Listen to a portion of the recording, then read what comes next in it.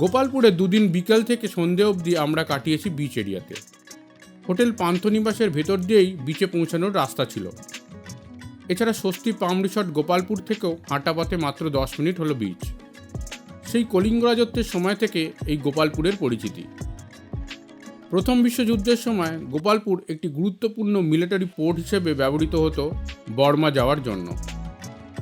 ভুবনেশ্বর থেকে গোপালপুরের দূরত্ব 174 কিলোমিটার, পুরী থেকে 172 কিলোমিটার। গোপালপুর হল ওড়িশার সেই স্থান যেখানে প্রথম মডার্ন হোটেল তৈরি হয়েছিল 1914 সালে, যা বর্তমানে মেফেয়ারের রিসর্ট। বাজেট থাকলে সেখানেও আপনারা একদিন থাকতে পারেন। পুরী থেকে গোপালপুর আসার জন্য ট্রেন ছাড়া বাসও রয়েছে। গোপালপুর থেকে ওড়িশার আরও একটি জনপ্রিয় পর্যটনস্থল দারিংবাড়ির দূরত্ব 133 কিলোমিটার। এছাড়া এখানে দেখে নিতে পারেন গোপালপুর লাইট হাউস। লাইট হাউসের ওপরে ওঠা যায়, টিকিট 10 টাকা পার পারসন, ক্যামেরার জন্য লাগে 30 টাকা। বেশ অনেকটাই ঘোরানো সিঁড়ি দিয়ে ওপরে উঠতে হয়। পুরী লাইট হাউস থেকেও বেশি উচ্চতা বলে আমার মনে হলো।